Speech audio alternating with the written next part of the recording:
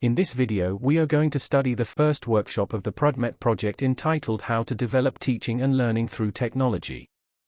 The aims of this unit are: first, to introduce the Teaching and Learning Through Technology workshops. Second, to highlight the importance of starting with learning outcomes first. Next, to explain the design process to incorporate technologies into learning.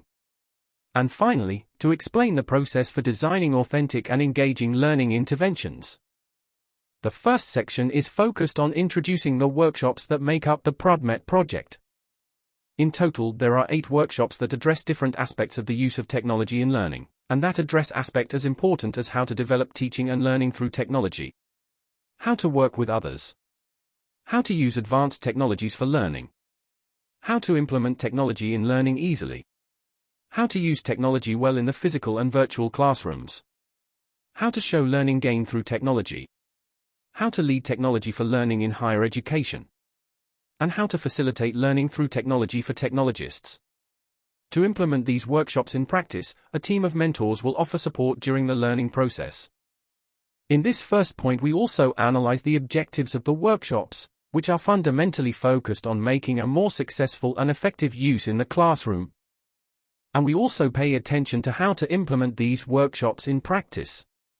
The process will start from the completion of the prudmet competency assessment test, and from there, the person trained will decide which modules to complete according to their needs. Given the importance that the incorporation of technology in the classroom should not be ad hoc or casual, but should be done with a specific didactic purpose, the second section is called Starting with Learning Outcomes First.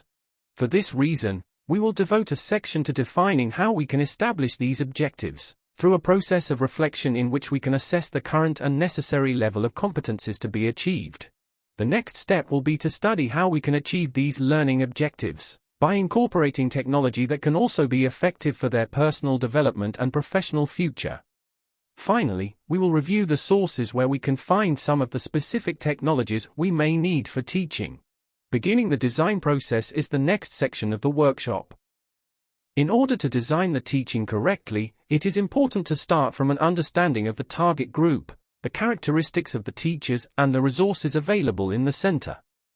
It is also interesting to reflect on the culture of the organization in terms of technology, and to promote a technologically friendly environment.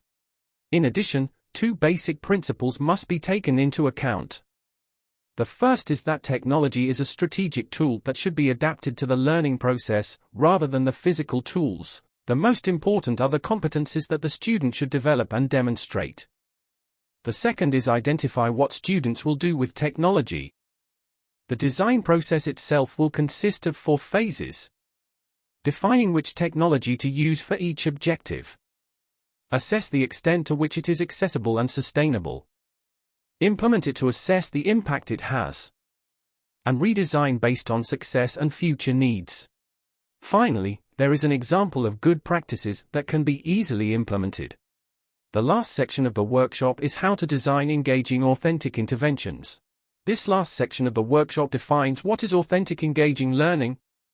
Firstly, and how to include engaging activities in the classroom easily through the use of methodology, multimedia, networks and real-life examples. Then, the easiest way to create this engagement, however, is by using certain technologies, so we finally review 10 of the technologies that can be used in the classroom in different knowledge areas, and that guarantee a greater approximation to reality, and therefore, improve the degree of engagement of the students in the classroom. Now, it's time to apply your knowledge and start implementing amazing and engaging learning activities using technology. Thank you for your attention.